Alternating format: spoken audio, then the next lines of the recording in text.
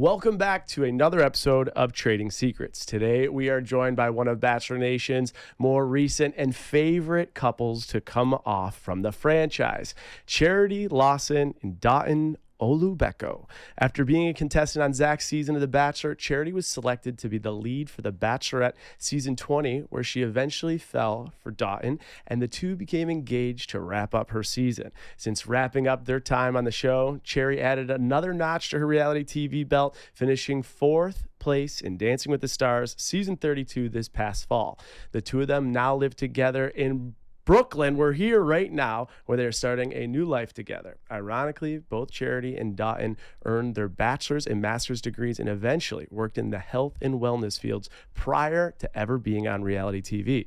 Charity worked as a child and family therapist, while Dotun worked as an integrative medicine consultant and started his own fitness and coaching company, DPT Fitness. So while both being very well educated and fresh into their careers, we're going to talk how life has changed for them. Just 1 year. They have done all of this in 1 year removed from the show, and what is next for this happy couple in New York City. Charity, Dotun, thank you so much for being in this episode of Trading Secrets. Thank you so much, Jason. We're excited to be here. We're pumped to be here. All right. Now, we got a lot to talk about yes, here. We do. Your resumes are deep. You've both done a ton as far as it relates to your career. Charity, I'm going to start with you. So, okay. Master's degree in clinical mental health counseling from Auburn, and then you worked in child and family therapy in Georgia and Alabama from 2019 to 2023. Yeah. The first thing I thought about was like someone with clinical mental health counseling studies going into the Bachelor in reality franchise has a leg up on everyone. I really do. So given your professional experience and your studying and then being in reality TV and Dancing with the Stars and The Bachelor and The Bachelorette, like what's your overall synopsis when you think about the mental health aspect and all the studies you know and like how therapy actually helped you or being a therapist helped you through this? Oh, I literally keep telling myself or just thinking about if I hadn't had my degree in that, I probably either would have shown a completely different side of like Charity, because obviously therapy also helped me as a person and develop who I am, but also everyone around me. Like on Zach's season, I hate to say that I kind of had the therapist role, but I did. Like I was the girl in the house that was helping everybody else kind of go through all these problems. And I'm like, I kind of viewed everyone like as a case study, and I try to turn my like lens off sometimes. I'm like, okay, you're not like in therapy role, like you're on a TV show. But I would have to say, like, I mean, it definitely like helps when you have understanding, because as we know it, like reality TV and like especially The Bachelor, like that environment is truly like psychological warfare. Like it's crazy. And like if you don't have any understanding of yourself, but also just how like personalities, dynamics work, like the things that you're going through, you're being tested from all types of measures, like you kind of have to have like a little bit of understanding. So I do want to say, like, I think it definitely helped to my advantage that I had those skills already. And then obviously as the Bachelorette, like it helped me kind of like, I had to turn it off again as Bachelorette, but it helped me like kind of like talk to the guys a lot better and like pull the layers back and apart from just like surface level. Okay, we're not like talking surface level thing. Let's like get into the nitty. Yeah, like the nitty gritty. So much time. And knowing like deep. Which avenues to like kind of like or routes to take for each guy. It was complex, but it worked out. Kind of wild. One thing you said that landed with me is you said like case study on each person. Now people that are listening to this are of course fans of the shows. They have their own perspective of people and how they either might have been triggered on the show or snapped or whatever it might be. When you look at like the case studies for each person on your show or just like the overall show, what do you think is like the biggest misconception that happens to these individuals when they're under this pressure cooker from like a diagnosis of someone who's like a professional? That's a good question. I think from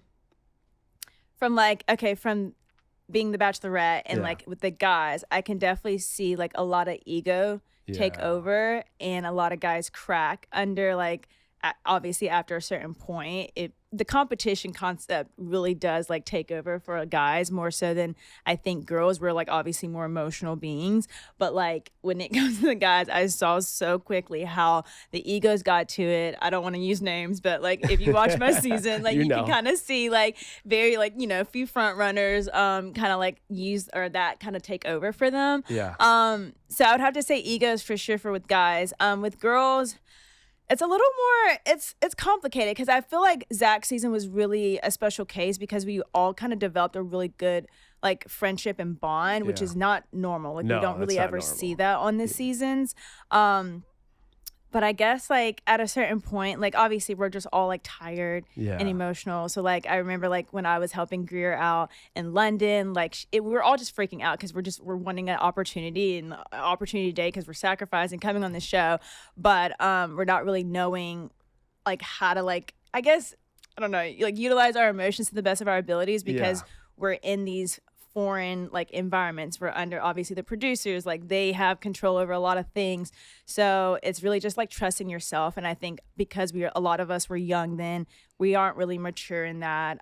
So there's things that we still have to like develop and grow into. So I had insight of that, but only being able to kind of utilize that for myself, not obviously able to like help everybody else out. It's so true. Like the idea of the emotional overload and then having the ability to somehow self-regulate in a situation that's so irregular is like close to impossible. I felt that too. I don't know if you felt this, Don. Like when I got into that, you probably didn't feel it. I mean, you're a tall, beautiful man. I was like the shortest guy in that place. I'm from Buffalo. I'm a banker. I'm like, what am I doing here? But there's definitely like an imposter syndrome. And then I do feel like majority of the people, especially on The Bachelorette, because obviously that's my experience, that's yours. I felt like majority of those people back at home in their groups, like they're definitely the alpha, like they're the like I feel like most of those people are like the leader in their groups. Put them all into a mansion, start competing, start developing feelings, and then it's just like no one can self-regulate no matter how good you are, right? Did you feel that at all, like that type of pressure at all? Did you feel an imposter syndrome? Did you feel like it was tough to self-regulate in that mansion? Yeah, I actually did. I actually had a conversation this weekend with one of the contestants now, who shall not be named, but we both talked about how interesting it is because you're right. These are probably the top dogs in their little circle. Yeah. You know, and like John B, you know, he's from Minnesota, but he's probably like runs that town. And then you come into this environment, and for her season, they casted, I mean, you know, no offense to any past seasons, but they casted so well for her. You know, most of the guys were late 20, early 30s kind of thing, or were really established. And you just see all these tall dudes. And like, that's my advantage. You know, I'm like, oh yeah, I'm tall and I have all these things going for me. And I'm like educated, but everybody there was educated, you know? It's like so crazy to just jump into that world. But yeah, like that pressure cooker environment is going to make or break you. And I know for me, initially I was like, oh, this is weird. Like, this just feels like, you know, a dick measuring contest. Can I swear on here? Is that okay? Oh yeah. Okay. It's literally perfectly you know, like quite literally. Sounds like I got the biggest piece, so I'm gonna win. Maybe, but it was it ended up being I know for me I had to make a decision. There was about 2 weeks in, and you're letting all this get to you. And then after our first conversation, I actually had a conversation with a producer off camera as well, that I said, what am I here for? Like, I'm here to find love and here to like for personal development. And once I took that step and stopped worrying about what other people look like or doing, that's when for me, like, our relationship blossomed. I was able to open up. It was such a good learning experience for me in that way. And like I said, all the guys actually ended up being really cool. We had very little drama. The drama that was there was like not crazy, you know. It was, push the gas. It was like the craziest thing. Punch the gas. Like, it was like the craziest thing. And even that, it's like everyone's so tight now. You know, when we got in our group chat, it was like 20 dudes, which I feel like usually it might be like 5 or 10, right? For you guys, but there was like most of us that made it past a certain point were in a group chat, and so we're still very tight to this day. Yeah, that's impressive. I would say like it's even less than 5. Usually most seasons like 1 to 2. So the fact that you guys have it is a testament, and probably a testament to the guys that they got in your season. One last question I have when I dive into this mental health scenario from someone who's a therapist is a question I've always wondered, and with your professional background now, I have to know. What do you think it is when we go through the casting and then you have to do the 600 question psych test or whatever, the 3-6, which is just brutal, and then you end up meeting with the psychologist, right? And they ask you random questions. What is your what do you think that is? What are they trying to do there? I honestly don't know. I think it's like, okay, are your answers consistent like in person? Because some people not answer it. I don't know, some people lie and then you come in person and it's not the same. It's not like correlating together. So that was my first thought. But then again, I'm like, I don't know, because I know a lot of even though we end up making it on the show, there's a lot of people that probably don't pass like psych. Like definitely don't. Look at that house. Like there's like 2 people in there that probably pass psych. And so for me, it's like I'm trying to figure out which questions are people not like, I guess not what makes them fail on it. I don't know. Like it's really hard, and it's always been like I always say, like, after leaving the show I want to write like a whole like thesis on this show and like everything, like seriously on the psychological like aspects of it all. Totally. Because it's insane. Like I actually don't get it, but when it comes to psych, the fact that they let people through, and I know that people aren't passing it, but then when you meet with the psychologist, they ask you like 3 questions, and it's like the 3 most random ones. Yeah. And it's like, okay, we're done. And it's like, are we sure? Like I was like, oh, that was quick.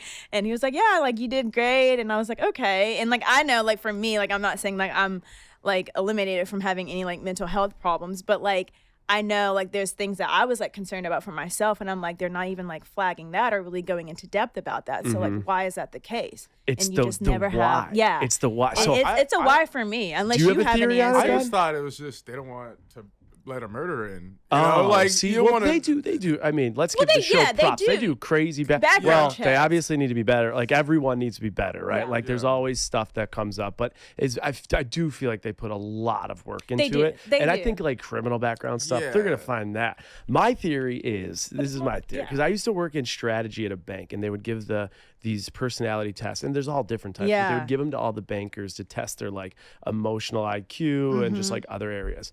And what I was always taught by the people that give those tests, and for anyone listening right now, if like you're about to go work for a company or you're going through the hiring process, they give these tests a lot. My understanding is they will do a ton of questions because they're looking for you to be inconsistent with your answers. Right. So they'll ask the same question 100 different ways, and if on question 1 or question 454, it's actually the same question worded differently. If you're still consistent, you're gonna like crush that test. Correct.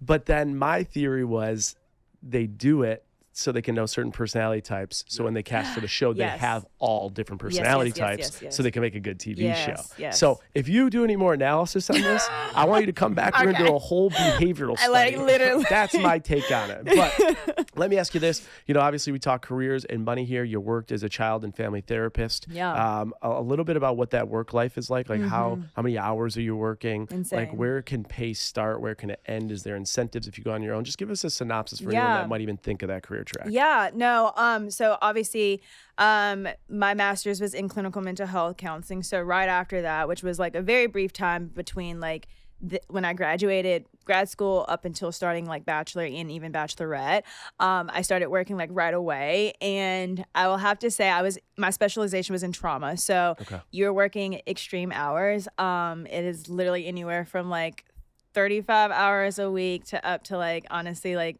55 hours a week. Like your caseload is insane, just because of how much like intakes and clients that you're getting.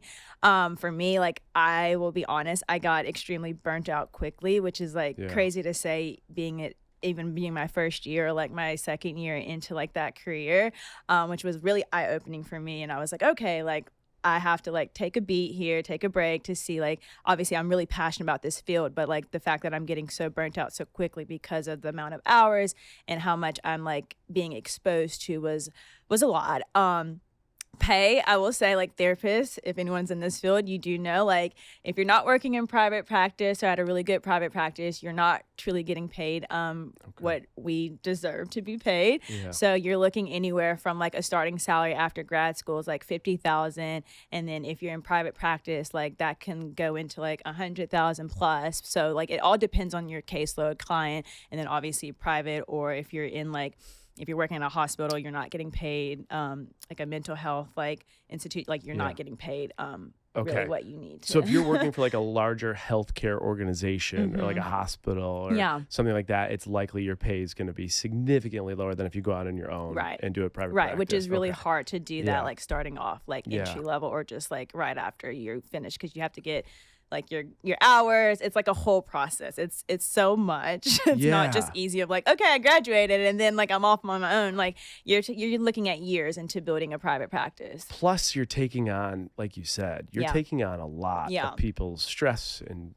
traumas. And I have to assume Is it fair? Is this a fair synopsis? Yeah. That you shouldn't go into this unless you are just so truly passionate about the worker impact. 1000%. I'm just thinking even the level of degrees you got, student debt at 50K, that's going to take a long time to pay master's back. Yeah. So, okay. Yeah. That's 1000%. interesting. Then I got to ask you this, and then I'm coming over to you, Mr. Integrative Medicine Consultant. We're going to break it down. You see, I'm not going to name any names, but you see a lot of people that have been on the show that are connected to The Bachelor, some of which have been therapists, some of them try to be therapists. What's your overall take on people from either the Bachelor franchise and or the use of social media with people providing all this therapy talk? Therapy Yeah. talk, I'm but so don't maybe over it. have like the background or medicine. Like, what's your take when you see it? Yeah, it's kind of like, it's infuriating. I'm not gonna say I don't get it. I get it, but then again, like, for someone who obviously, like, I went to school for it, but then also, like, I've dealt with, like, the worst of the worst, and I've seen things. I have a big problem with just, like, how much social media has transformed, like, therapy and therapy talk, like, how much I think it is, like, creating a bigger problem when it comes to, like, mental health, because it's, like, easy accessible for people, and that's the thing I like about it, is like, oh, you can get on it, but it can also be misleading and misguiding for a lot of people, especially people who are like suffering or dealing with things. So yeah, like, obviously, if you don't, if you're not clinically trained, I would advise maybe not. Okay, but Probably not.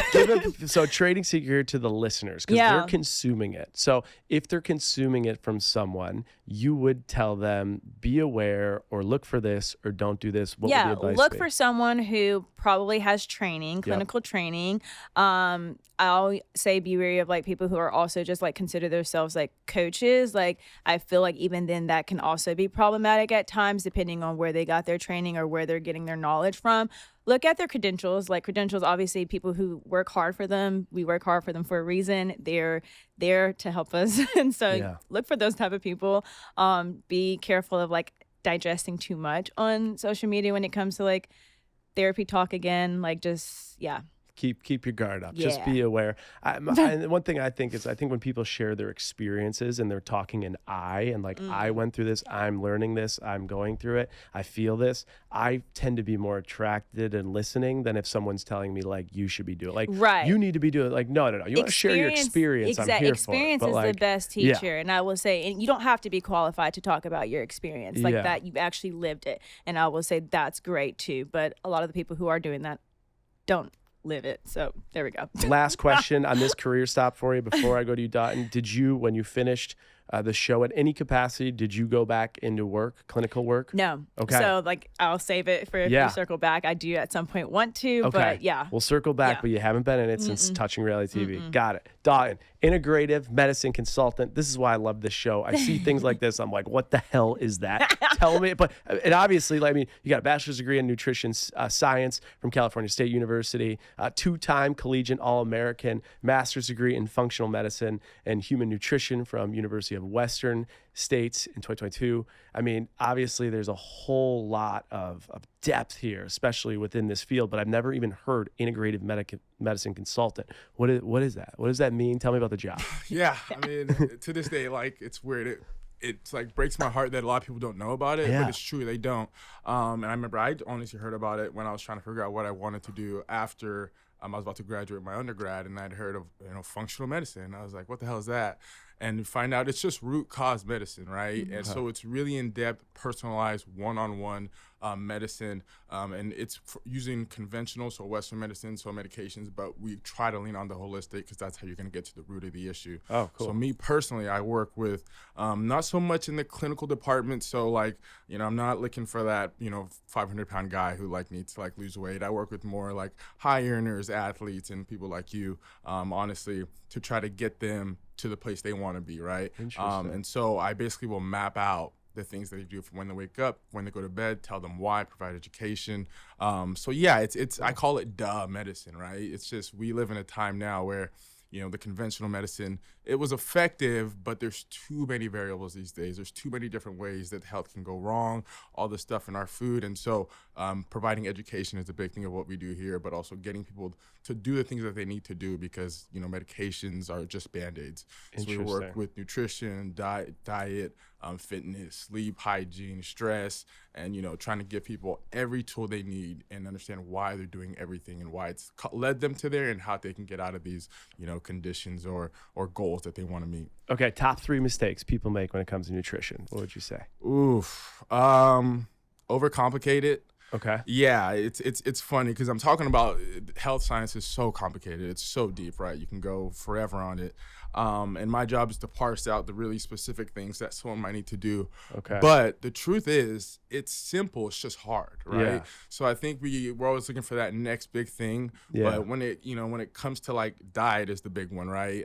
People just to get more specific, I think one thing a mistake people make is not intermittent fasting. It's one of the most impactful things. So you're pro intermittent fasting. Yeah, because I see everything on intermittent fasting. Yeah, it's great for you. It's terrible for you. It's great for you. It's terrible for your liver. It's terrible for your sugar spikes. Exactly. So your take is that everyone should intermittent fast. It's not it's just the studies, right? Yeah, it's like the research, and when you understand human nutrition, how the body works, you can see clearly why it's so effective. You know, as human beings, we weren't meant to be eating for 17 or 18 hours of the day. There's specific processes that go on in our body once we stop eating, because if you think about it from an ethological perspective, which is just like evolutionary perspective, we went just days, sometimes weeks without food, and our body upregulates all these processes that create healing and healing states. And so when you're constantly eating, you're constantly digesting, it's really taxing. People don't know that digestion is it's a big tax on the body.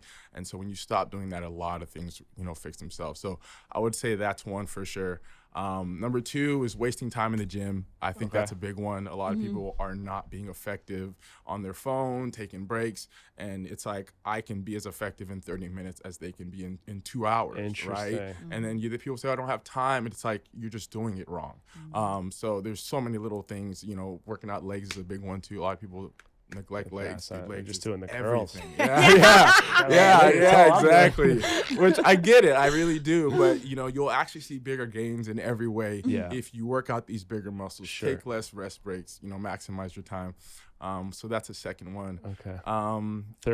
Third one, I would say, God, it's so up in the air. Like hydration or protein. There we go. I love that. I was like, you said it. Yeah. Protein. I feel like I don't get enough. No. That's big, right? Huge, right? Like, to break it down, as you can tell, I'm like a nerd about this stuff. But like, it's like fat and carbs. Our bodies can store those things, right? And as much as they do other things besides calories, it's very minimal. Their main thing is to provide you energy. Protein does everything else, right? So if you want to lose weight, guess what? You have to create enzymes that are gonna help you lose the weight to fuel those processes. Those are from protein. If you want to gain weight, you're gonna need those enzymes. So protein, most people are severely under eating it, and it's like for the last few decades, the public consensus from at least like the conventional medicines, like people are eating too much protein. It's just not the case. Is there a rule though? Is there like, okay, if you weigh a certain amount, you should be eating this amount of grams? Yeah. So going back into like carbs versus protein versus fat, protein is critical in terms of like, it's the one thing that stays consistent based on your weight, right? Like carbs and fats are things you titrate based off of your energy, how much you're using per day. Okay. But so if you weigh 400 pounds, you should have a certain level of protein, and even if you're losing weight, you don't bring that protein down. And Interesting. Stay up. Yeah. Interesting. Yeah. So generally, the rule would be, I would say 0.7 on the low end to 1 gram per pound of body weight is an excellent place. So the higher you want to get on the higher end, if you're more active, you're working out a lot more. Lower end, maybe if you're not as active and you're more sedentary. So one gram of protein per pound that you weigh, then you could fluctuate it based on if you're trying to gain weight or trying to reduce exactly weight, but keep it within a certain when I tell threshold. people when they want to like build out what their macros, the protein is the first thing you calculate. That's based on your weight. So for me, let's just use 200 pounds, 200 grams, right? It's pretty hard to get, but at least that is like, what? I know, it's I'm a lot. doing my way now. How am I getting that much? No, it's a lot. But when you think about how much carbs and fats you're eating, you just have to replace them. And you work up to it, and your appetite will catch up as well. So you usually measure that out, 200 grams of protein, and then I use carbs and carbs based on how much if I'm working out that day, I'm gonna have a little bit more. If I'm not, and I'm filling the rest with healthy fats. Okay. That's pretty much. Tell me about that. This stuff is fascinating. Get your protein, work out in 30 minutes, not dicking around for 2 hours. Correct. And your first one is intermittent fast. So those are 3 good ones. The nutrition field, the industry, typically what are people making around? That it's so broad. I mean, there's, the very the lowest rung to be able to work is a coach, and then obviously there's medical nutrition interventionist. Yeah. So it's really, the thing is, it's not a naturally lucrative thing. You kind of want to have your own business, right? Okay. Right Similar now, to therapy then. Yeah, If you work into an institution, you're going to get paid a lot. If you work into an institution, suppose you're a nutritionist for a hospital. Give me a guess. What do you think around they're making? Maybe 60. Okay. Yeah. Okay. 60. But if you go on your own, you can then, similar to a therapist, more. you control everything. Exactly. Okay. Yeah. You have to get creative. You do, and that's one thing that I had to learn. That's why I created my own business, because I just saw the writing on the wall, and it's I was passionate about it, but how do I make sure I can eat off of it? And so you got to get lucrative, but now the field is exploding, right? Okay, more huge. people are knowing about functional and integrative medicine, and so now there's definitely more opportunities. I also work for a startup company, and I get paid pretty well. I'm really happy with what I get paid, and it's because people are putting more resources and understanding the impact that this field can have. Okay, so Cherry, I'm going back to you in a second. You haven't gotten back into therapy work. You want to at some point. We'll talk about it. Right now, though, DPT Fitness. You said you were working for a small startup too? Yeah. Okay, and do you still own DPT Fitness? I do. Okay. Ever since, really the show, it's much less. I've had to taper down significantly my private clients. So now it's just a few that I work with. Okay. But generally at the peak, that Okay. that was my main source. And of is your income. full-time job working for the startup? Yeah. Okay, and what's the startup? Life Force. Life Force. Yeah, Okay, and Life what Force. do you guys do? What's the startup? So it's just a proactive healthcare company. Cool. So shout out to them, love them. They have been with me through all the Bachelor. So have you been just working on the road, just remote? Literally from the literally. tour to stars? Yeah, Everything. You're all of working it, in all the of it, all Star of it. trucks in LA. The only reason why he was able to come to LA. Wow. How many hours a week are you working? Are you full time? Yeah, it's full time. Wow. It's full time. Wow, Yeah, it's full that's a lot to manage. I'm impressed by that, and good for your company for letting you get through it. Okay, so Cherry, you didn't go back into it. You become the Bachelorette right away. Yeah. Now, when you become the Bachelorette, I have to take a trip down memory lane. I think Gabby was in the mix. Ariel, I believe, was in the mix. Ariel. Ariel. I know they interviewed, I think, even Brooklyn, Kat. It was a bunch There of was us. I remember So I because was everyone was, but your name was in the mix, but It was. everyone's So name was exactly. in the mix. So in my head, I'm okay. Yeah. I'm just going with the flow. I'm it's not I literally was it's not gonna be me. I was truly getting my life ready to go back to work, back and you to were work. going back to work. Yes, I was You're going gonna be a to family in therapist. Charlotte. Okay, Yeah. okay. And so, how you stopped filming Zach's season when? We stopped filming. Well, so I came home right Final Four. So mine was the second week before they stopped filming. So in November, towards the middle end of November. Okay, how long? And then you start filming The Bachelorette in March. When do you find out in that time frame that you're going to be the Bachelorette? I got my interview around. I had my interview in January, and then they told me at Women Till All. So that was the second week. Second week in March. Yeah. And then I had 2 weeks to go home and pack and get the necessities and then fly just back get out. going. Yeah. Did you have an inclination? Did you have in January? You finished the interview. Yeah. I come to you. I say, Charity, give me Vegas odds. Be real with me. What's the percentage you're going to be the Bachelorette? What do you think it was?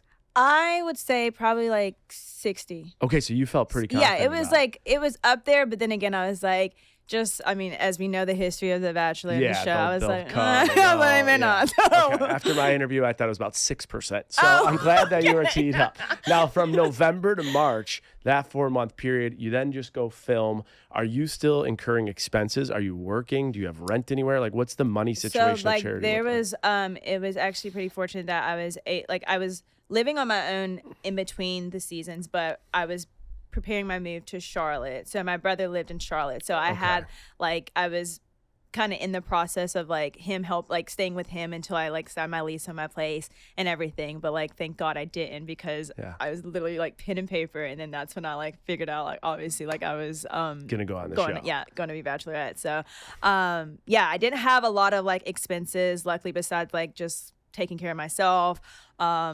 I did have a car at the time, so that was like hard. Like Yeah. a car So you're note, paying a for new that. car. Yeah. All of that. What kind of car was it? It was a Nissan Rogue. Okay. Like the SUV. So Okay, yeah, like gotcha. 2022 or 3, whatever. So you're paying for the car. Yeah, paying for the car myself. So I didn't have like rent, so that was like nice. Yeah. I'm trying to think any other like major expenses that.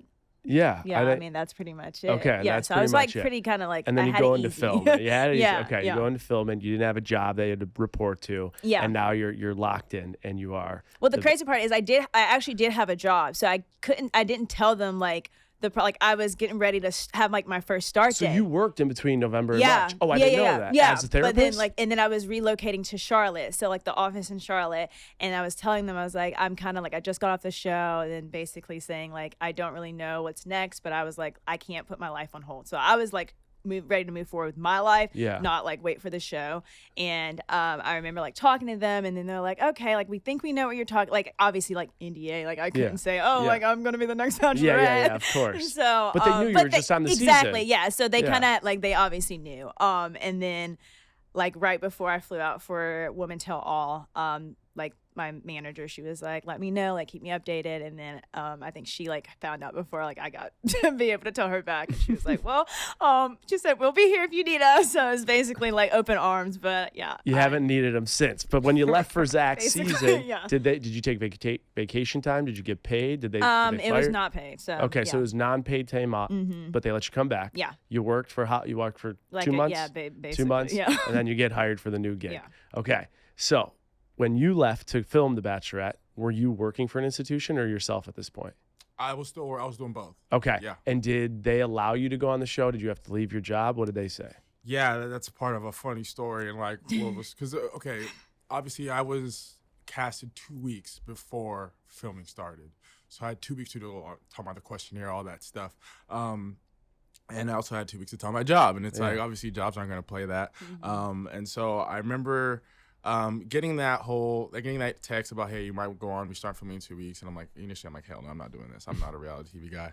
And then I'm also thinking about my job, most importantly. Of course, yeah. And I, to speak to my manager, like, and obviously I don't want to bring it up because I don't know what's going to happen. Right. You don't want to be like, hey, I might do this Right. and Until leave you y'all know. I know. I felt And the same then way. luckily I'm really cool with, again, everyone I work with is amazing. Management's awesome. And then I think it was like maybe a week before where I was in the middle of the process, and I was like, just my one manager I trust, and I was like, hey, don't tell anybody. But Megan, shout out to Megan. I was like, listen, I got approached to do this thing, and I don't know if I am. And then her response was like, listen, you're pretty much telling us to go fuck ourselves. Like, you can kick rocks. Like, yeah. No way. Yeah, I did. The way you just told the story, I thought she was going to be like, go chase No, it gets better. It gets better. So that was the first, so I was like, so that made the decision so much harder. Yeah. Because I'm like, again, it's work or show. For me. Yeah. And it's like, I have a great tenure there. Like, I was one of the first 10 employees, so I have a really good standing there. I didn't want to all give that up. And then when I decided to do it, and I told her, 36 hours before our flight, she was like, I talked with everybody, and we love you. We need you. So you're good. Go out there and come back when we'll be here. Now, this isn't a company that you're still with, correct? Yeah, this is them. This is the same. You're still with them. Okay, same. Fortunate. Wow, that is amazing. So they help. Wow, they came full circle. Yeah, I was like, God. I remember being like, I get like it's messed up, but holy shit. All right, I love it. Be some type of. So you go on The Bachelorette. You are now The Bachelorette. A question I always like, especially with the book, we partied our ass off at the Talk Money to Me book party. That was a blast. But with the book, Talk Money to Me, I'm always curious. Fantasy suites. You're thinking about, well, I'm not going there. Not this show. But like, obviously at this point, like you have a pretty good idea this might be your fiance and vice versa. And you only have so much time with cameras off. Right. At any point, morning, day, night, anything, are you talking at all about your jobs, your money situation? Are you having these conversations? I think we talked about jobs, but we definitely, like, I didn't ask, like, oh, what's your salary? Like, are you in, like, debt? Like, I did not go there. I think I was just more like, I don't know, probably more scared about other things, but finances should be like up there. But like we just didn't cross that bridge. Did you think about crossing the bridge? Of course. But you just did. Yeah. Of course. Like even watching my parents, watch them, everything they've been through. Yeah. I've told this to her since, and I'm like, I've always been aware like how much finances plays a big role in divorces, right? Yeah. It's huge. It's way more than you would think. You want to be like, love is love. Yeah. But it does play a big role. So I do remember thinking about it, but like I knew that I was in an okay position, and I kind of knew enough about her. Like obviously she has a master's, so I'm like, she not like she can't be worth shit, There's gotta be something. I mean, she's ABC's the right. I'm sure she's getting paid, so like I know I'm okay. So I feel like I had more insight maybe than she would, because I think for her, she has less information about me. And so, but I'm kind of glad that we didn't, at least initially, like that time is so important. It's so important. And wanting to make sure that like, again, I feel like it's one of those things we'll cross that bridge. Yeah. You do have to be responsible to cross it, right? Yeah. And not just say it. But yeah, we didn't talk too much about it. I think she knew like the field I was in. I knew the field she was in. Okay. And we knew that was a good mesh. And then we talked a lot about schooling too. So I was like, schooling. So I was like, okay, masters. There's something. So then you get engaged. Congratulations. That was over a year ago. Happy 1 year. And like so then what is the career? Obviously, you guys, we already spoiled it with the intro. You live in Brooklyn. But what does the conversation look like after the show when you talk about, like, do you start talking about the money stuff? Do you talk about the career stuff? You're going 100 miles an hour, so do you possibly think you might have to put your career on hold? Like, what did those conversations look like? I think Dotun actually brought it up initially. Like, it was towards, I want to say, like, during Dancing with the Stars. Yep. Brought up like the whole financial conversation, but then also like I think that I got bombarded with that question of like, what's next for you? What's next? And it's like I had people in my ear saying like, you don't need to go back to your job, and then I have people saying like, yeah, you do. And it's like, for me, like I was very open with Dotun about it. I was like, obviously, like I went to school for it, but like I don't think I worked enough for me to ever really say like it's a career of mine. Like I had like maybe like 2 years under my belt, so it's like I wanted to go back. I just didn't know what that was going to look like. Obviously, coming off of reality TV, and then like where we're going to end up at, like what licensure is going to look like for the state that I'm in. So I was like, okay, I'm going to give myself like time to really think about it, which is what I'm like utilizing this time for. But like I do plan to go back like towards August, like that time frame. As a therapist and still working with kids and families. So wait. Whoa. Yeah. Because Sorry. I'm thinking, okay, you finished filming in April. It then aired in June of 2023. Yeah. Then, it finishes in August 2023. So when you're referring to August, I thought you were talking about your thought process. This August 2024. So you're going to go back to like I really do want to. I just feel like it's like a part of like my purpose, and like I've been fulfilled a lot from all of this, and it's been exciting, but also it's like that one thing of like, okay, like I feel like I like need to give back, and it's like something that I really was like driven by, and not having that in my life kind of has like this, or leaves this little absent mark in my life. And me and Dotun talked about it, and I think it's like it would be really helpful for me just like to have something to like guide myself towards, because obviously like I mean, as much as everyone wants to like probably stay, I don't personally want to stay in reality TV like forever. You kind of have to have something, and right now like obviously there's like for you to go into anything, like open a podcast, all these other things, it's like, yeah, like that's great, that could come, other things could come, but right now I'm like, that's like the one thing I know, like without a doubt, like, okay, I did it before, I'm passionate about it, like let's go back into it. Are you gonna go full-time, or are you gonna go part-time? That's the thing I'm like still trying to decide. It depends honestly what that would look like. Obviously it's hard to do, well, it's not hard, but I think like once you are like a fully experienced license, it's easier to do part-time.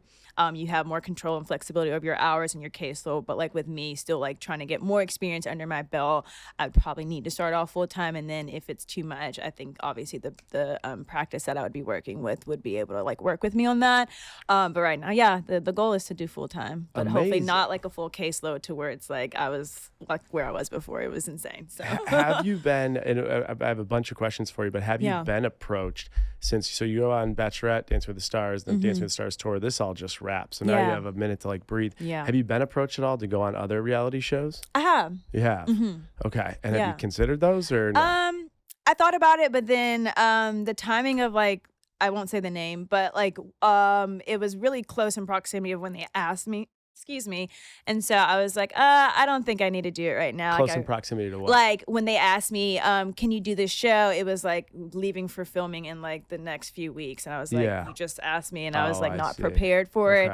But then there is another show that I've been approached by that I actually would consider and would do. Is it a challenge show? No, it's. Is it a dating show? No, it's a dating show. I got it. No, I'm kidding. I needed a reaction. That was a slow reaction. Get that bag. Get that money. What you gotta do? No, it's like I don't even know how to describe it, but without giving it away. Yeah. But we actually had someone do it. That's part of Bachelor Nation. Yeah. So. Is it under the Disney umbrella? I don't think. I think it's How long do they air for? Actually, I don't know that. I don't know the answer to that. Interesting. All right, last question. But you probably know. You passed on this show? Say it again. You passed on whatever show this is. The one that initially was asked, yeah. Let me ask you about this. Can you tell me how much you were offered to be on that show? We don't even know what the show is. Yeah. So you're not even ruining any contracts. It was $20,000. Okay. Yeah. So okay. But you have now I'm giving away too much. Okay. Sorry. You have a chance to win more. That's my guess. Okay. $20,000. I don't have to say another word. You don't have to say another word. You pass on it because of the timing. Yeah. Got a question for both of you, and let's start with you, Charity. I think especially it alludes to going back to work full time in August. I might have to edit this part out. I'll ask him first. But with our agency, I talk to a lot of people that come from the show. And the cool thing about our agency is obviously there's a lot of deals and like the money aspect. I let the team do all the deals. I really like the coaching, the talent side. So I was sitting with Joey, we were talking for a while, and he was really struggling with identity. And I think a lot of people that come off the show struggle with it. And I was like, dude, we just take a step back. Like in the last 12 months, America loves you. You've made more money than you've ever made. Exactly. You have a beautiful fiance that you're super in love with. You're getting to do all these things. Tell me about the idea. He's like, I just don't know what my purpose is. And then when people tell you, what job do you have? You just travel for a living. It starts to hit harder. There's like a little therapy in that. Have you at all struggled with identity 100%. with like your professional life? And is that part of your reason for going back? Yes. Yeah. It was actually something that like got brought up, and this is like full transparency. Hopefully you're okay with me sharing. We could edit it out. Yeah, like got brought up in like an individual like counseling session for me, and I realized like a lot of the like behaviors that I was like exhibiting in other areas of my life was stemming from that. It was because I was like, oh, like I don't really know what's next for me, and like I hate like the question of like, oh, where do you see yourself like 5 years from now? Like I don't know. Like I genuinely don't know. And it produced a lot of anxiety for me. And so I think just having something that I know I can like look forward to, something that I know that I'm capable of doing. I don't have to like answer to anybody else. Like it's my career. I have full control over that. Structured too. Exactly. I need structure in my life. And so kind of coming to terms with that, and then obviously opening up to like Dotun about it, and like seeing how these things were playing out like in areas of our life. I was like, like this is something that we kind of like have to just like sit down and talk about, and I have to like come to a full decision of like what's next for Charity. Like what do I need to do? So like I relate 1000% to the struggling with the identity, struggling with like, okay, you were this big role and this is what America knows you as, because like granted they know what you did before, but like we don't get a full insight into like our work life before we become the Bachelor, Bachelorette. So I think that's it's super mature, it's super thoughtful and intentional. The challenge though I find with a lot of people, the ones that are, you're definitely in this category, having a lot of success, there's so much you don't know, but what you do know is when they do come knocking on your door, it's a lot of money. It is. It's good opportunities. And especially if you compare it to previous worlds that you lived in, it's like hard to pass up. It is. But I do think the idea of like taking control to be like, this is what I'm gonna do, this is how I'm gonna do it, is amazing. I'm gonna come to you on the identity thing real quick. Before I do, is anything connected to going back to your job tied to consistent cash flow and money, or is it more identity, purpose, it's impact? definitely not cash flow. Yeah. Like no shade to like, but I mean, that's just anybody. Like that's what I'm saying. I'm really grateful for the opportunities that have come my way, because I can sit here and say without a doubt, like I'm like able to pay off things. I'm able to like just live in like financial freedom of like not having to worry about like, oh, like where's the next flow of income coming from? Like I can say like this world has brought so much to me, so I definitely can say I'm grateful for that. But like when you think about it, it's like, oh my goodness, I'm getting this much from like a brand deal versus like also working my ass off beforehand, and I was not even getting paid a fraction of that. It's like really wild to like sit and like look at. So that's why I'm saying I am extremely grateful, and I will never say I'm not. But yeah, I mean, it's definitely not for the money. It's more so like purpose and just things that I'm passionate about. Yeah, it's so interesting how those type of things impact us personally, but have a huge tie to the profession. And then once the professional area of your life is like fully secure, it changes everything. It changes relationships, changes everything. Absolutely. Don, I want to go to you. Obviously, there's a lot of moving parts with this space, especially when you think about the professional world and the personal impact, especially being someone who was on a Bachelorette, you're with a lead, and now she's going on Dancing with the Stars. You've talked about it on your Instagrams. You've talked about it on Q&A. You've talked about it in media interviews, how unbelievable and patient and supportive you have been through this crazy journey. You've kept your job, Mike, unlike literally 95% of people, and no shame to those who haven't. This has just been your direction. You've kept your job and working while Charity's going through all this. Did you have any loss of like identity or struggle with the personal professional mayhem that kind of ensues after this year?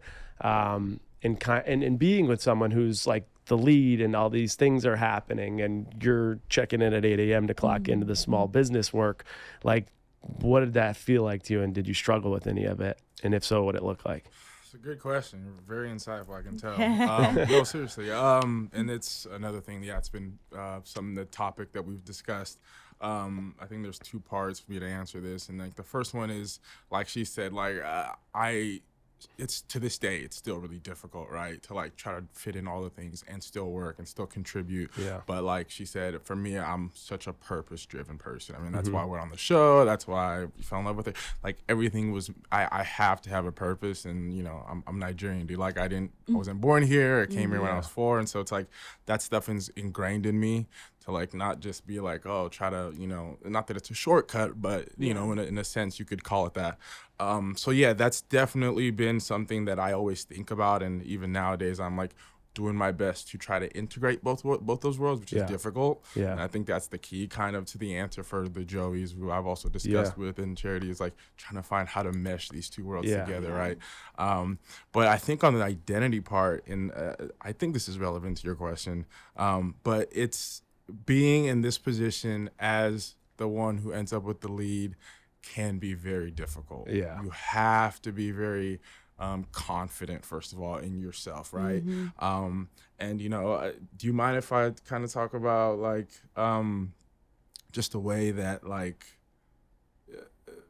you know, the opportunities that we get and what it's like being, like, right? Yeah, like, it's real. Yeah, it's real stuff, man. And it's like, you know, I think so much of, like, you know, we're obviously together, but so much of, you know, Charity success or any lead success generally is, a lot of it is based on the relationship, right? And the success of the relationship. And so it is odd, and I'm still to this day trying to find my groove in how I fit in with all this, because sometimes you feel like you're just showing up and you're just like, hey, like, what am I doing? You know what I'm saying? I wasn't the lead per se.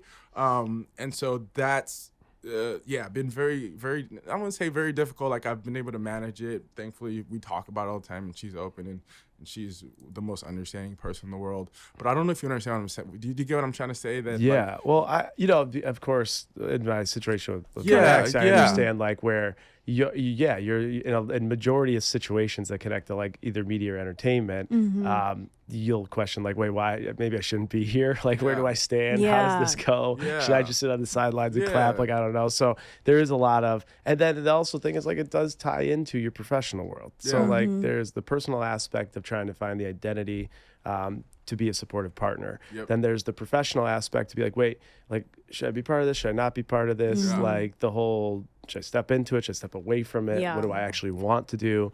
And that becomes just very challenging, I think, and there's a lot of moving parts. And I think, I mean, I could say this with confidence, people that came from the Bachelor franchise, I really don't think I've ever talked to one person who ended up with the lead or was dating a lead that didn't feel something of this nature.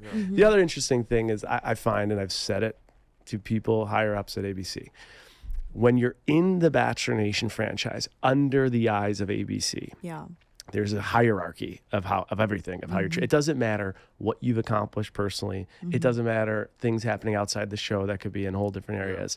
It's like, if you're the lead, forever you're treated a certain way, and if you're a castmate, forever you're treated a certain way. And I've even provided feedback. I'm like, even the way sometimes you talk to us, it's like you're talking to two different people. Right. It's like you're addressing one person as a CEO and you're addressing one person as an assistant. And like, I don't think that should be the case anywhere. Right. But if you're intuitive, if you're insightful, you see this stuff. Yeah. You feel this stuff. Even if it's like, even sometimes it's not even nonverbal, it's there. So it is a constant battle. Probably one thing though, what's interesting is I've always gravitated, I've always enjoyed it. So I've enjoyed this area, the media, the entertainment. That's why I started the business. So I like podcasting. I was going to ask you, do you even like the professional side of it, do you enjoy it? Like, do you want to be in this space of like the limelight and media or entertainment? Or are you like, just get me the fuck away from it? Because my identity was like, the weird thing is I still really like this and I still want to do it, but I want to do it my way. I think there's levels like. Yeah, there's levels. I mean, I think it appeals to me in a sense that I like new experiences. Right? Yeah, that's cool. So is being on the camera and taking pictures and smiling, like, is that really me? No. Like, you know, any picture on my Instagram is because she asked. Have the cool teeth. Like, otherwise, like, I barely post on Instagram. Like, I'm the worst. And I should, right? Like, those are things that might be beneficial, but it's just not me per se. But one thing that is me is I love new experiences and couldn't be, as much as I'm talking about all these, like, things that are difficult to deal with, I wouldn't change anything because it's been so cool to see and experience all these things that you really only get once in a lifetime. So at the end of the day, I still feel very blessed and very lucky, and I wake up with that and go to bed with that in mind. But yeah, it's not me per se, you know, and even like professionally, like, you know, there's a small level of like almost embarrassment, you know, and I don't like share a lot with my coworkers, you know, like I got to take time off. I won't say why. I'll just be like, yeah, can you cover for me? Like, don't worry about it. Because it's like, Rich, you're on this TV show, but you know, a lot of them, but it's received well. I probably shouldn't be that way as much as I am, but again, I think ultimately I love new experiences, and you know, I get to meet people like you and everybody that I've met and open all these doors, and so for that, immensely grateful. Yeah, I totally get that.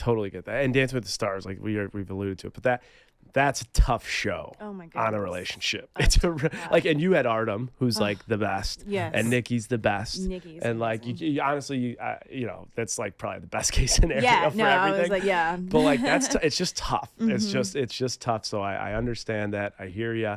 One thing I wanted to ask you though is judges were critical of not your technique, but you showing the emotion and the confidence, right? They obviously kept saying it. Do you feel that in your professional life? Did you feel that as the Bachelorette?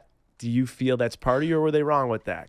They're not wrong. The thing is, it's like, it's really hard when you come obviously on a show. It's a very, like, dancing is a very vulnerable thing, first of all, and I think people don't realize that. But like, if you have ever taken dance, you understand how much it's not just about technique. Which for me, I grew up, I had a cheerleading background, so like, my whole life, I was trained based off of technique and technique alone. Like, when we are performing, we're performing with like this, like just singing the vowels and like the same exact facial expressions on repeat for 2 minutes and 30 seconds. Dance is different. It's coming literally from within.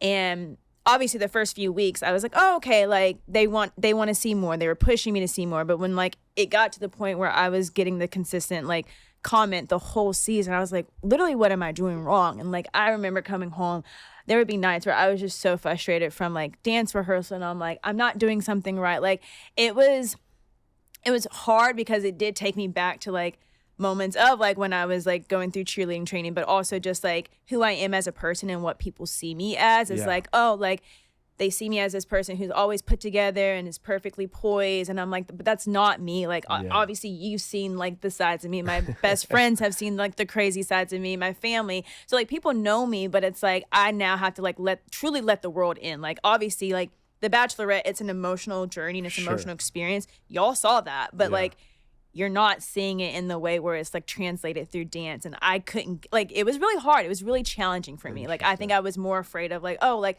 I'm not doing it right. No one was like kind of really leading me. Like, Artem was like, I will never talk bad about Artem. Artem was a phenomenal dancer, phenomenal artist. Like, I was really grateful for him as my pro. But I do think like there was times where I was like, okay, like maybe we should not focus on technique. Like, this is the area that I really need help on. Like, let's just take one whole rehearsal doing this and this alone, not just a minute and 30 seconds working on it. So like, that's where I was getting frustrated, and like it was really tiring to kind of like go through that, and it became a lot on me. throughout the experience. Yeah, there's a lot of things that happen behind closed doors lot. back at home. a lot. There is a lot. Lot of I'm telling you, action. I can talk for I can talk for hours about that. But it was hard. It was really for hard. Sure. So obviously career navigation ties to this podcast. Yeah. You finished Dancing with the Stars. You come in 4th place. You know, financially it's great. Professionally, it's great for you. Personally, there's challenges that you work through. Yeah. But then you get approached to go on tour. I could be wrong, but I think you were like, you dabbled with tour. Like you did a touch and go. I did. What was the decision, especially when you're thinking like about career navigation, trajectory, all these things? Went through your decision process? I immediately asked all the girl pros. So I talked to Emma, Britt, Coco. I literally talked to Jenna. I was like, do I need to do tour? And I literally told them my main concerns. I was like, obviously we just endured and actually survived Dancing with the Stars, our relationship. But I was obviously we were still fresh as a couple. We hadn't had time to really nurture our relationship. So I'm like, me going on tour for another 3 months is actually crazy. That's really crazy to leave him back at home. Obviously he could have came on the road with me, but then I'm just thinking, I just don't think, not saying that we weren't in the best place, because we were in the best place. If anybody could have done it, it would have been me and Dotun. But I was I just don't think that would be right. Selflessly speaking, I was I don't want to put you through that. And then also I was I'm just also not trying to do it for 3 months. So I literally told them, I was it's great for my career. They told me you probably should never turn it down. But then I was okay, but is there a way I can just negotiate how long? They're absolutely. If you don't want to do it that long, then just tell them how long you want to do it. So I told them, I was I'm open to do it for a month or a month and some weeks. And so it ended up working out that only I think 3 celebrities were able to go. So she was first, she won. I was on the second leg of the tour, and then Harry finished the 3rd part of the tour. Actually, that works. So it did work out. I was this is great. I don't have to do an extended time of this. They get the people that they want to see. So it really did work out. Social media is a great place. Dancing with the Stars is a great place. Great team, great show, great everything. One thing I would say about social media and Dancing with the Stars, given the experience I have, I don't know, I think you would agree with this. Yeah, come on. Is that if you're going to do Dance with the Stars, or you're going to go on Dance with the Stars tour, or you're going to do anything social media in a relationship, you have to make sure that the foundation of your relationship is ironclad, rock solid to the core. Yeah. Because if there are some areas or paper cuts or cuts or there are some holes in that foundation, and you go into social media publicly, or you go into Dance with Stars or Dance with Stars tour, it's going to get ugly. It's going to get ugly quick. Yeah. And that social media is great. Dance with Stars is great. It's just, I think it's a behind the scenes thing. It is. But it's also tough because it has a huge impact on career and money and all those other things. Yeah. So a lot of action there. Let me ask. Were you dancing? Or you talking about? No, my ex was on Dance with Stars, and then she went on tour. Okay. But I you were with her while she was on.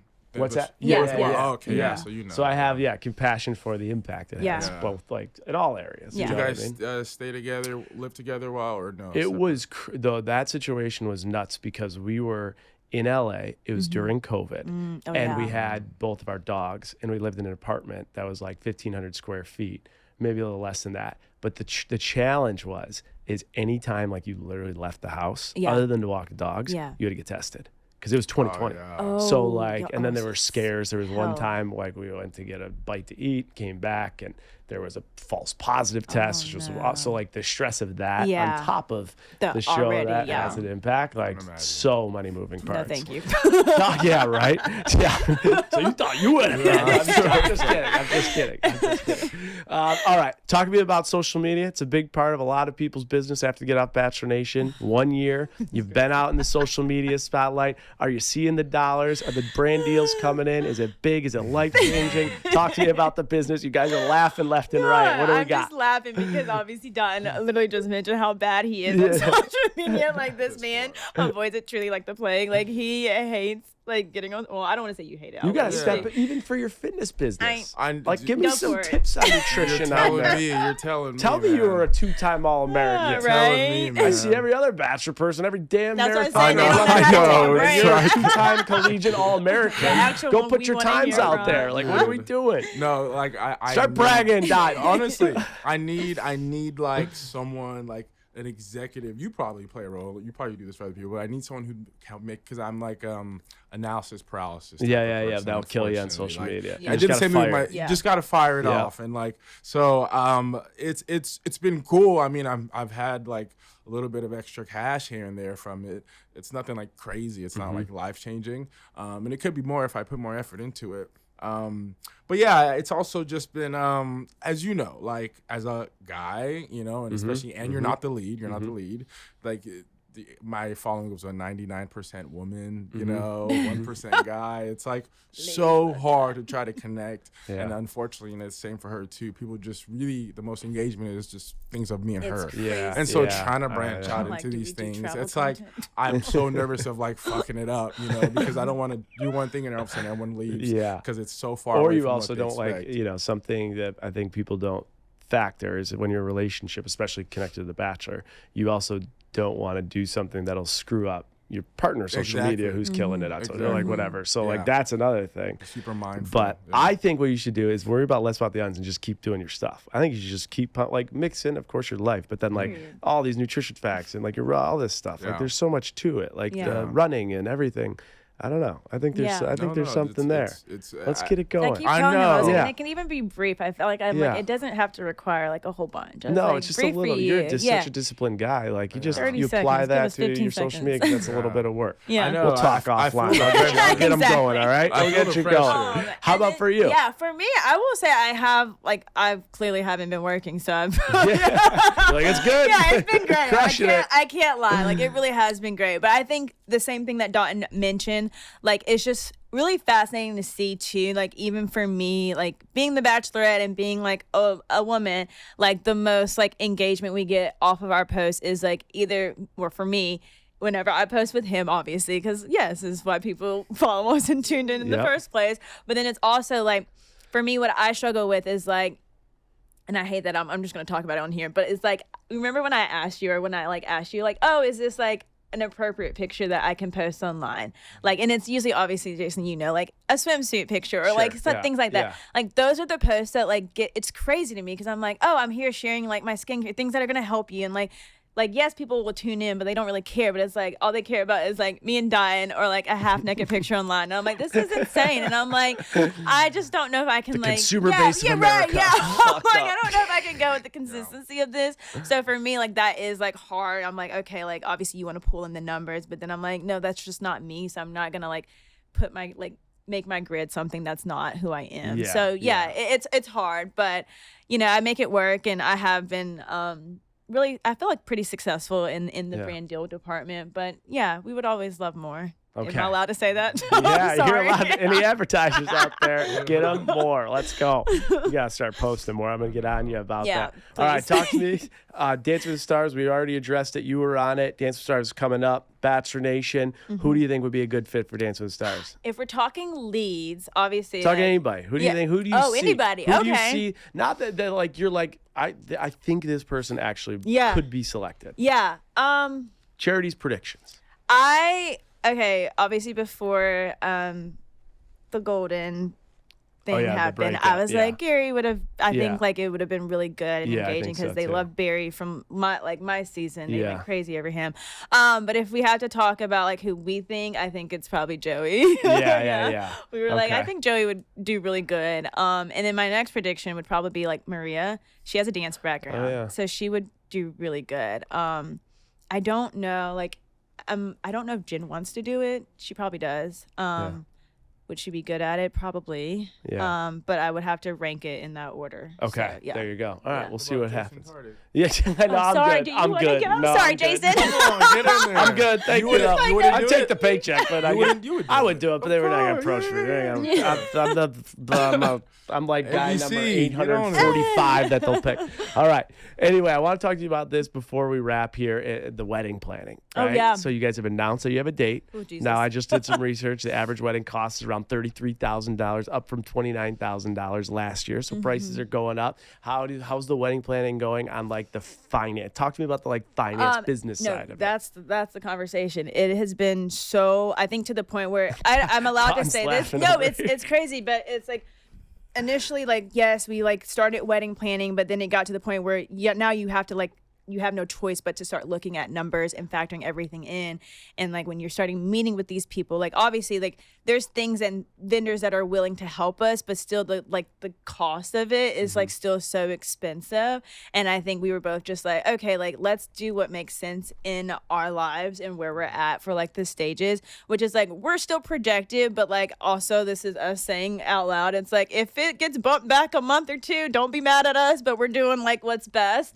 But it is a lot and it's overwhelming, and for me I get obviously very overwhelmed very easily, so I would like have my head set on like certain things that I want to accomplish for the month, but then like when I like look at it and I look at what it entails, I'm just like no, and then I put it off, which is a really bad thing.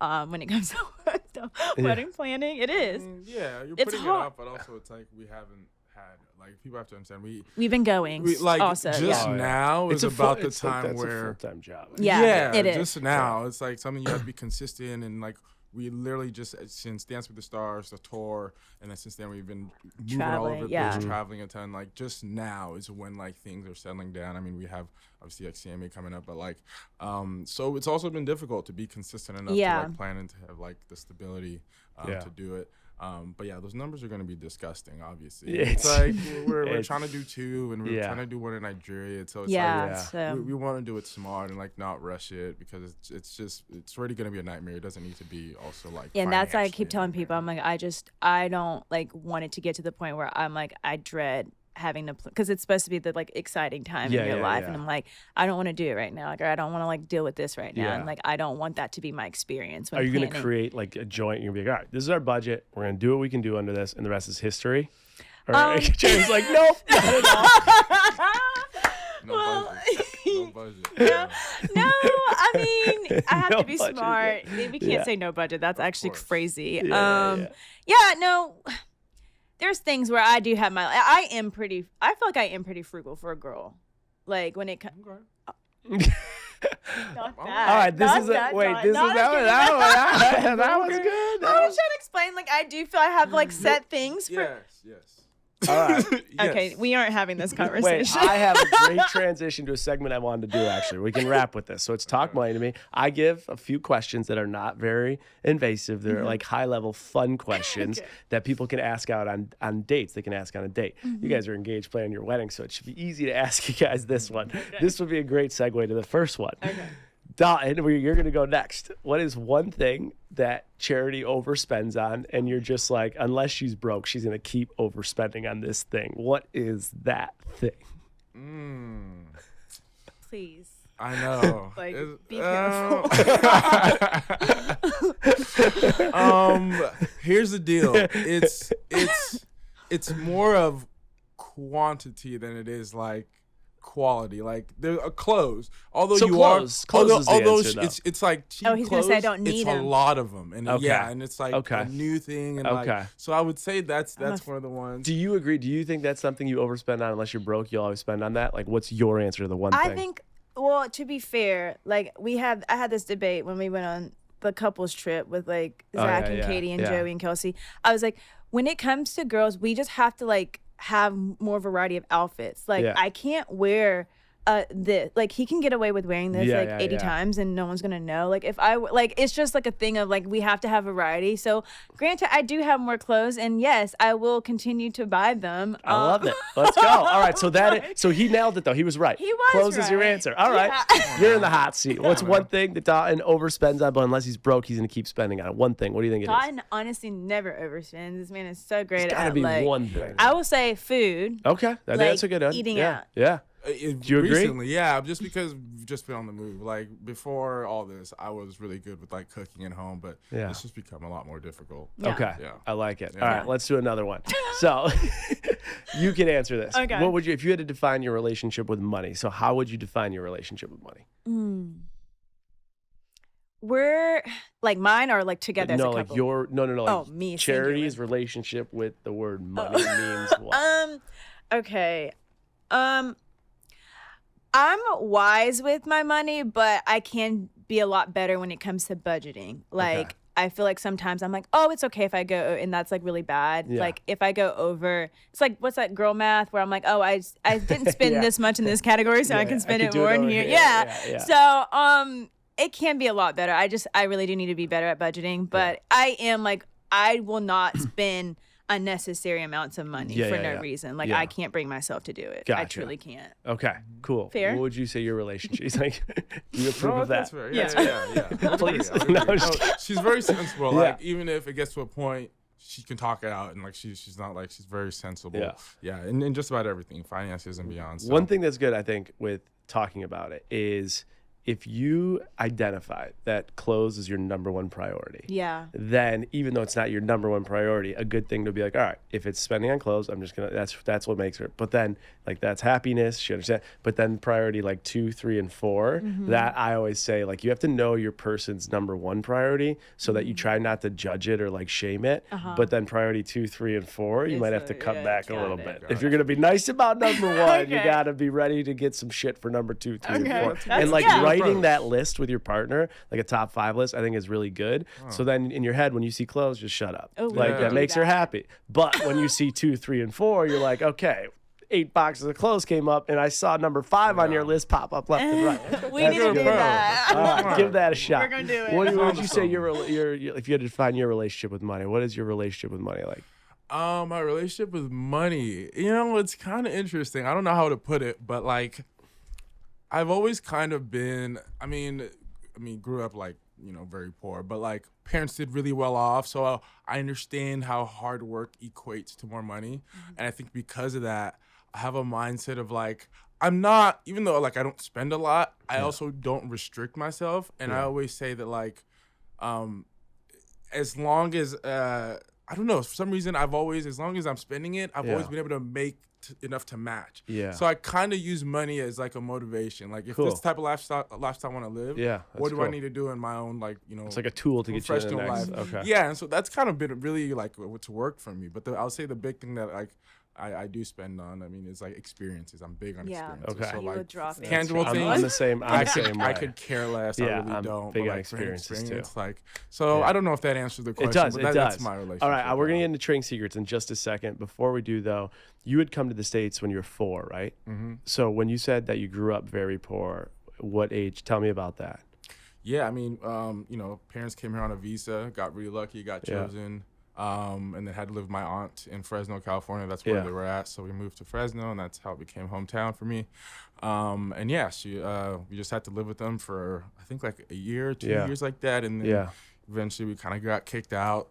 And, we're going to be put on the west side, which is a bad side of town. But my dad was like, no, we're not playing that. I'm not putting my kids in the bad side of town because it's cheaper. And so we got a place that was a little bit out of our range. But I just watched my parents. My dad literally worked for McDonald's, like literally McDonald's, 35-year-old, thick accent, barely speaks English, and work his way up to become a sheriff. My mom watched her become a nurse, an RN, and honestly, like really just put the family, put all of us up in a huge way. So yeah, I grew up poor, and like, so I remember all those things, and I watched them, like I said, work to be above average, above middle class. So that's that's why I ask, because like when you understand that stuff, it makes sense why your relationship with money then is it's like a tool for your next means of lifestyle, and you want to keep moving that. And I do think like that's what's good. Like therapy actually connects a lot to money. You know what I mean? Like our instinctual habits and like why we work the way we do, a lot connects to like what we saw when we were younger. So I find it all fascinating. Last question I got for you before trading secret. You win $100,000 right now.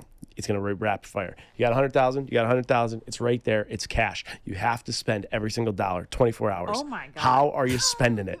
Charity, go first. Okay, I would. Oh my God, how would I spend it? Okay, obviously I'm going on a shopping spree. A lot of clothes. Buy some clothes. Yep. I'm gonna give a fraction of it to my parents to let them like obviously use. My dad's retired, but my mom's not, so hopefully she'd be like, okay, yay, retire. Okay. I'm trying to think what else. I would put a down payment on a house because I want a house so bad. Like that's one of my goals for next year. Okay. I think you're out of your 100. I'm like, I'm done. You're 100. Go. First thing that comes to mind is my parents. I don't know how that would happen, but I would give them a huge chunk of it. And then I'd probably give my little brother a huge chunk of it too, because he's into stocks. So I want to encourage him to go that route. So I'd probably create some TD account for him like that. And then the rest of it, honestly, like I'll keep a little bit just to have fun and like splurge it on something. Maybe buy some tickets to, you know, some European country or something like that. And then the rest of it would probably just go towards student loans. I like it. That's great. The reason I ask that is because then you get to hear the way you guys think, and it makes you think, and then it makes you manifest. And then what's interesting though is both you guys family, like giving to family. That's huge. That's amazing. All right. Well, this has been a great episode of Trading Secrets. We've gone through like every stop of your resume, which has been a whole lot of stops and more to come. Obviously, therapy again in August. So we'll have to have you guys back in a year from now and see how that journey goes. But you got to leave us one trading secret, something we couldn't learn from anyone else, not a professor or a TikTok tutorial or YouTube or a textbook, just from your experience. So one trading secret, life, money, personal recommendations. It could be literally anything. Who wants to go first? Dotun, you started off. Dotun? Okay. Fire away. You can start off. Yeah, I'm like thinking. Yikes. I mean, I guess I would have to like make this a two-parter, but like being grateful, right? And that comes from not being born here and coming here and always knowing what my life would have been like if we didn't win that visa, right? How much luck is involved with life, and how lucky everybody is. And then like something a little bit more tangible. It ties into it with me, in terms of being grateful, is meditate. That's been the single most important thing that I've personally done. You know, my dad used to say that, you know, anybody can take away when I was doing athletics. You can, you know, play sports, but he's like, you can get injured and that can be taken away. The one thing you always have until you don't is your mind. And I'll leave everyone with this quote that I live by, and it's, pain is inevitable, but suffering is optional.